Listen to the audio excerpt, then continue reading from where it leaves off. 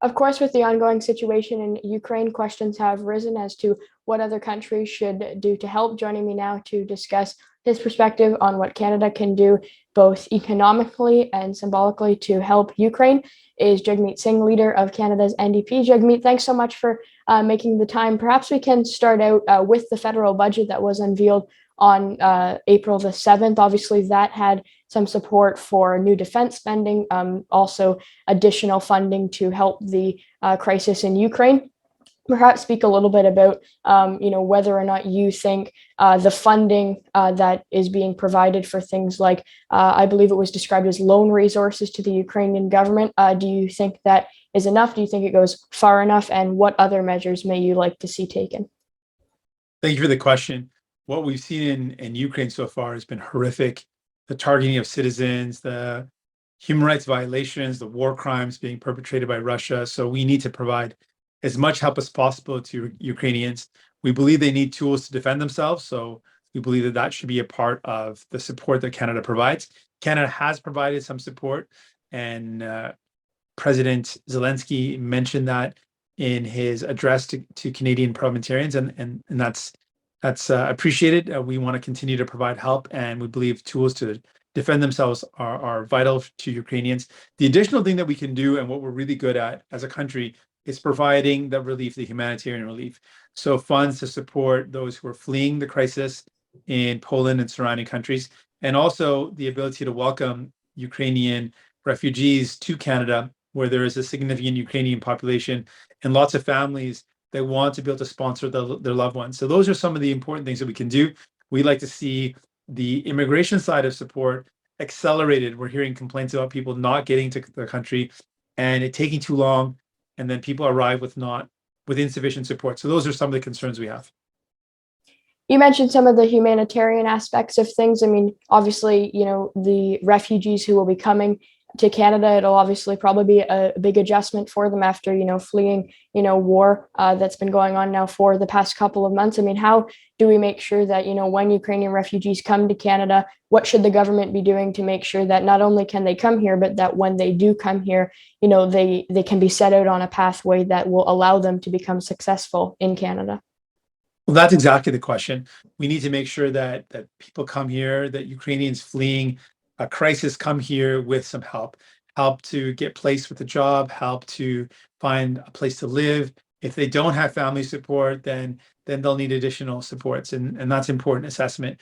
If someone comes and is sponsored by a family, we know they're going to be okay, but we also want to make sure people can come here and work, and they can come here and know that they can find lodging, find residence, find a place to live.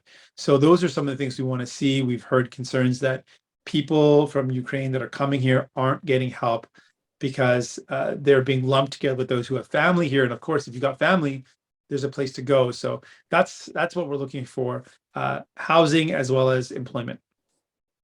And obviously, Canada has imposed economic sanctions, quite several economic sanctions. Obviously, Ukraine is still, I guess, repeating its calls for a NATO no-fly zone. I mean, obviously, the concern with that is it could lead to, further escalation of the conflict. But is there, I guess, speak a little bit about what you would like to see done, further than perhaps just some of the economic sanctions that have already been implemented? Do you think something like a no-fly zone is a good idea? Do you see any benefits to it, and what may be some of the negatives to it?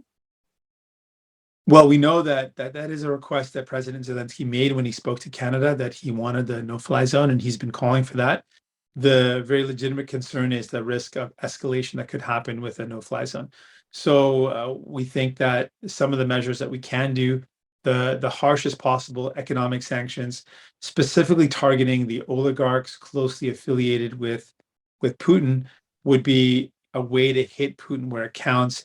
I spoke with one of the experts in the matter around what we could do to target Putin specifically, and he mentioned Putin is someone who spent his life stealing wealth from Russia, and anything that can threaten his wealth specifically would be a lever that could be used against Putin. So his oligarchs, those closely associated with him, are holding his wealth, and so targeting them with economic sanctions, seizing assets, and that is a further step than just putting sanctions in place.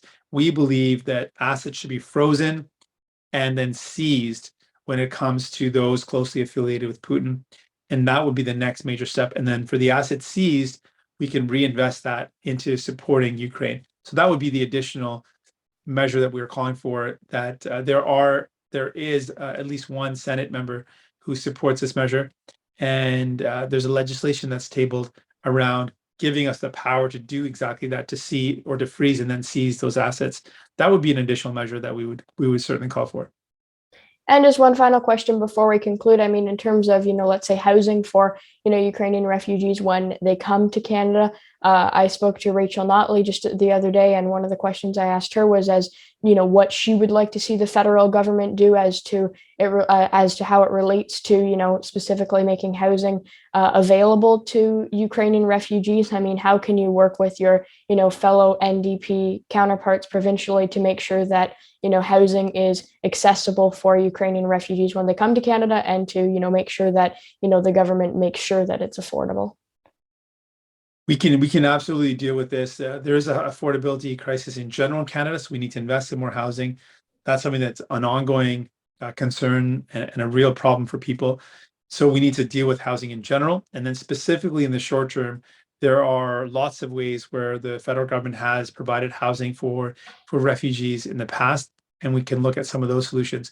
But we can also look to see where there's greater immigration needs. So where provinces and territories need additional folks, if there's higher needs in some places, we can also match the people coming into Canada who are seeking refuge with provinces and territories and municipalities that need additional folks.